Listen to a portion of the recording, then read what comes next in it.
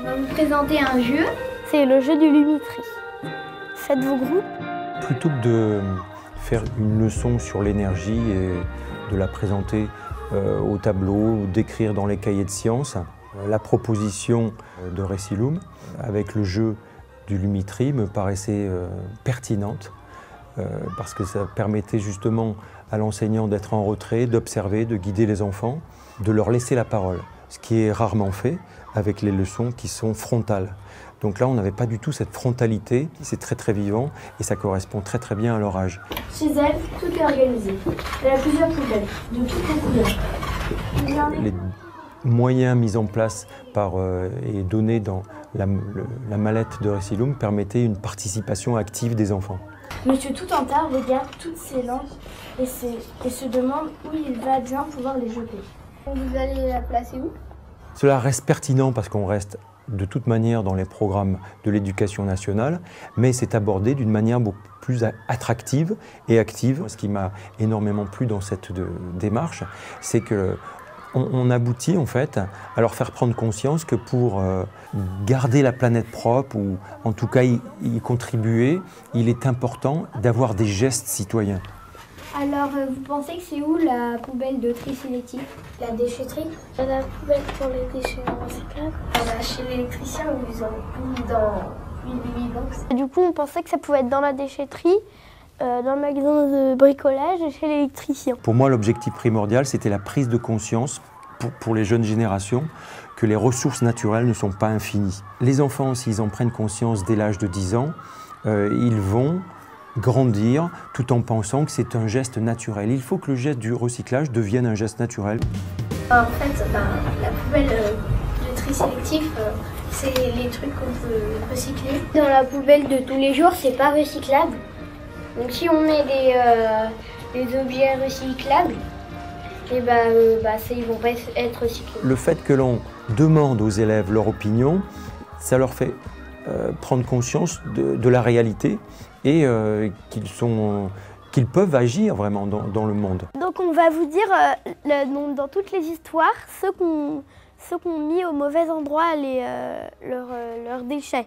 C'est pas bon qu'elle l'ait mis là, parce que la borne à verre c'est pour recycler le verre, mais c'est pas pour les lampes parce que les lampes il y a d'autres matériaux et ces matériaux-là ils se recyclent pas dans la borne à verre. Donc on pourra plutôt le mettre chez l'électricien.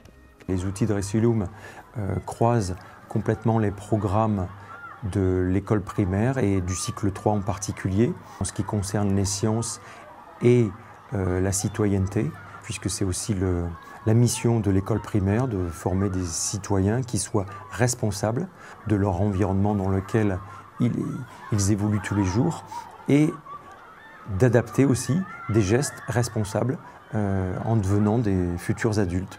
C'est aussi une des missions de l'école publique. Donc, voici, qu'est-ce que vous voyez? Des lampes qui sont allumées. Trop de lumière. Il y a des pièces où il n'y a personne, mais il y a quand même des lumières allumées, ça gaspille. La note de l'électricité, elle va être élevée. C'est comme si on gaspillait les ressources. Les ressources énergétiques, c'est une partie de la Terre. Ah oui, il faut recycler. Les lampes, elles vont avoir une sorte de deuxième vie. Protéger l'environnement. C'est la planète qui nous offre un héritage.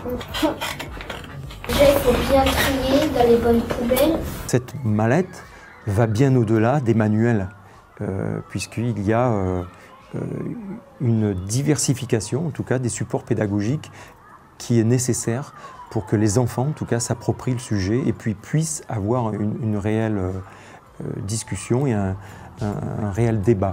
Surtout qu'il y a beaucoup de personnes qui ne recyclent pas, enfin qui ne sont pas informées en fait. Quand on sera grand, ça se trouve, il n'y aura que les choses qui vont être recyclées, donc qu'une seule poubelle. De ne pas trop épuiser les ressources naturelles. Il faut transmettre le savoir.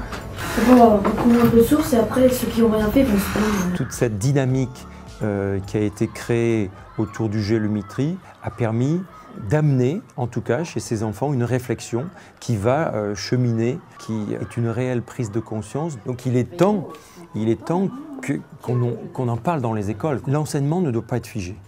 Il doit s'appuyer sur les problèmes qui sont ceux d'aujourd'hui, c'est-à-dire les problèmes contemporains. Il y en a, ils ont la flemme de recycler, ils disent « ah, j'ai pas envie de me lever ».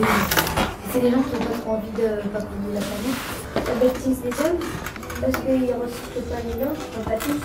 Pas tous. Recycler les langues, c'est important. Si vous ne recyclez pas, eh ben, ça pourra avoir un choc sur vos enfants et vos petits-enfants. On n'a pas envie de polluer la planète. Parce que après on ne vivra plus.